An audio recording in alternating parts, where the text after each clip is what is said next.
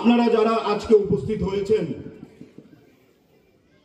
আপনারা আমাদেরকে একটু সাহায্য করবেন আমাদের এই অনুষ্ঠানটাকে পরিচালনা করার জন্য।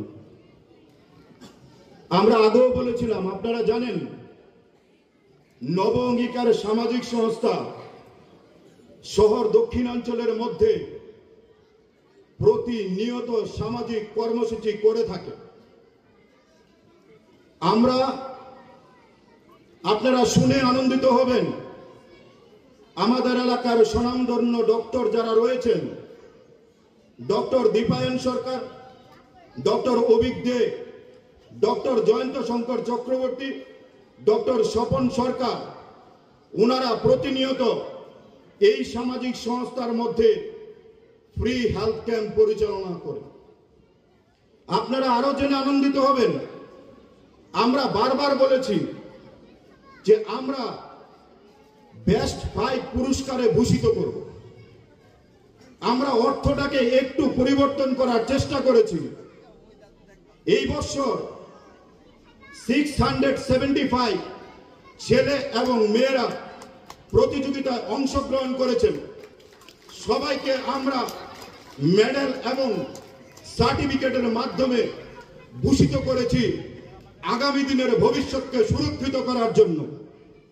আমরা বেস্ট 5 গত 3 বছর ধরে আমরা চালু করেছি।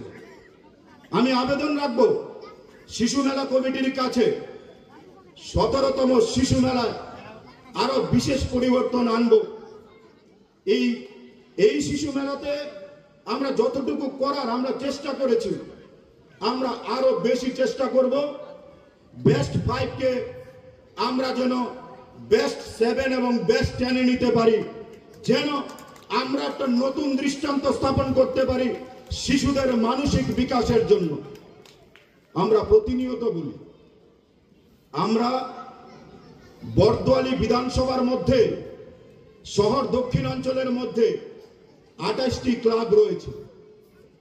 28টি ক্লাবের মধ্যে আমরা সবসময় বলি আমরা ইউনাইটেডলি ভাবে আমরা সমাজের জন্য কাজ করব, নীতির জন্য কাজ করব।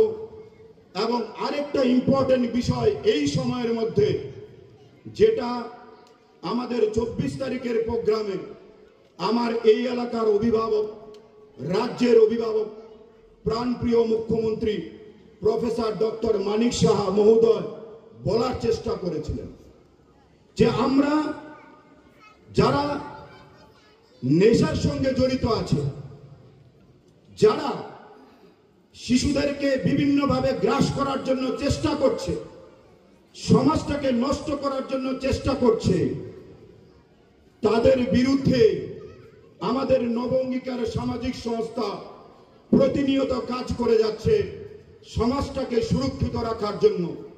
এতটুকু আলোচনা করলাম।